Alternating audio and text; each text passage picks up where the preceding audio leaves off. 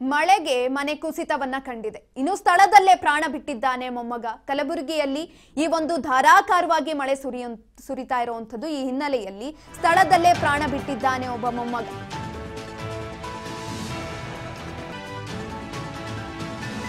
ಮಳೆಗೆ ಮನೆ ಕುಸಿತವನ್ನ ಕಂಡಿದೆ. ಇನ್ನು ಈ ಹಿನ್ನೆಲೆ ಸ್ಥಳದಲ್ಲೇ ಪ್ರಾಣ ಬಿಟ್ಟಿದ್ದಾನೆ ಮೊಮ್ಮಗ. ಕಲಬುರಗಿಯಲ್ಲಿ ಸುರಿಯುತ್ತಿರುವ ಯಮ ಮಳೆಗೆ ಸಾವನ್ನಪ್ಪಿರುವಂತದ್ದು.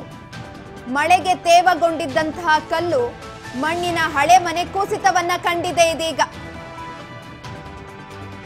ಮನೆಯವರೆಲ್ಲರೂ ಕೂಡ ಹೊಲಕ್ಕೆ ಹೋಗಿದ್ದಾಗ ಈ ಘಟನೆ ಸಂಭವಿಸಿದೆ.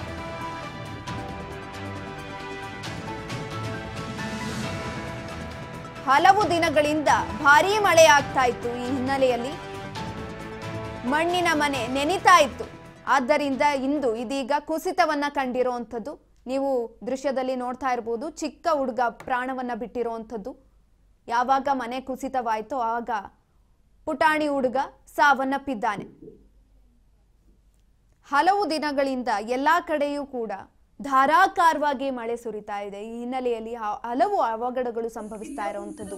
ಎಲ್ಲೆಡೆ ಕೆಲವೊಂದ್ ಕಡೆ ಗೋಡೆಗಳು ಕುಸಿತ ಕಂಡ್ರೆ, ಸಾಮಾನ್ಯವಾಗಿ ನಿರ್ಮಿಸಿದಂತಹ ಸೇತುವೆಗಳು ಕುಸಿತವನ್ನ ಕಂಡಿದೆ. ಅದೇ ರೀತಿಯಾಗಿ ಇಂದು ಕಲಬುರಗಿಯಲ್ಲಿ ಧಾರಾಕಾರವಾಗಿ ಸುರಿಯುತ್ತಿರುವ ಮಳೆಗೆ ಮೊಮ್ಮಗ ಪ್ರಾಣ ಬಿಟ್ಟಿದ್ದಾನೆ. ಯಾಕಂತ ಅಂದ್ರೆ ಮಳೆಗೆ ಮನೆಯ ಗೋಡೆ ಕುಸಿತವನ್ನ ಕಂಡಿದೆ. ಈ ಒಂದು ಸಂದರ್ಭದಲ್ಲಿ ಯಾರೂ ಕೂಡ ಮನೆಯಲ್ಲಿ ಇರಲಿಲ್ಲ. ಎಲ್ಲರೂ ಕೂಡ ತೋಟಕ್ಕೆ ಹೋಗಿದ್ರು ಕೆಲಸದ ನಿಮಿತ್ತ. ಈ ವೇಳೆ ಈ ಒಂದು ಘಟನೆ ಸಂಭವಿಸಿದೆ. ಪುಟ್ಟ ಬಾಲಕ ಸಾವನ್ನಪ್ಪಿರುವಂಥದ್ದು. ಮಣ್ಣಿನ ಹಳೆ ಮನೆ ಕುಸಿತವನ್ನ ಕಂಡಿದೆ. ಒಟ್ಟಾರೆಯಾಗಿ ಮಳೆ ಬಂದಾಗ ಸಾಮಾನ್ಯವಾಗಿ ಹಳೆ ಮನೆ ಯಾವೆಲ್ಲ ಇರ್ತಾವೆ ಆ ಮನೆಗಳೆಲ್ಲ ಸಾಮಾನ್ಯವಾಗಿ ಭೂಮಿನಲ್ಲಿ ನೀರ್ನ ಹೀರ್ಕೊಂಡ್ಬಿಟ್ಟು ಸಾಮಾನ್ಯವಾಗಿ ಗೋಡೆ ಕುಸಿಯೋದು, ಈ ರೀತಿಯಾದಂತಹ ಅವಘಡಗಳು ಸಂಭವಿಸ್ತಾ ಇರ್ತವೆ.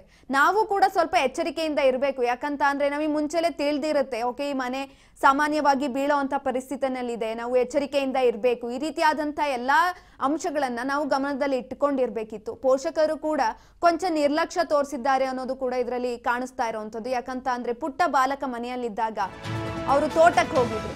ಆ ವೇಳೆ ಈ ಘಟನೆ ಸಂಭವಿಸಿರುವಂಥದ್ದು. ಮನೆ ಗೋಡೆ ಕುಸಿದು 10 ವರ್ಷದ ಶಿವಪ್ಪ ಬಾಲಕ ಸಾವನ್ನಪ್ಪಿದ್ದಾರೆ. ಮನೆಯ ಗೋಡೆ ಕುಸಿದು 10 ವರ್ಷದ ಶಿವಪ್ಪ ಬಾಲಕ ಸಾವನ್ನಪ್ಪಿರುವಂಥದ್ದು.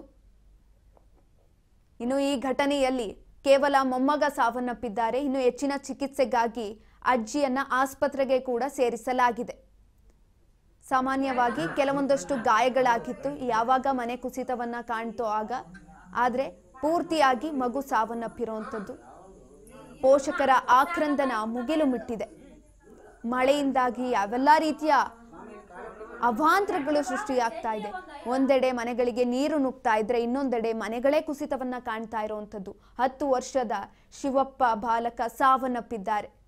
ಇನ್ನು 60 ವರ್ಷದ ಅಜ್ಜಿ ಭಾಗ್ಯಮ್ಮ ಆಸ್ಪತ್ರೆಗೆ ದಾಖಲಿಸಲಾಗಿದೆ. ಹೆಚ್ಚಿನ ಚಿಕಿತ್ಸೆಯನ್ನ ಕೊಡಿಸಲಾಗ್ತಾ ಇರುವಂಥದ್ದು. ಈ ಒಂದು ಘಟನೆಯಲ್ಲಿ ಪೋಷಕರ ಆಕ್ರಂದನ ಮುಗಿಲನ್ನ ಮುಟ್ಟಿದೆ.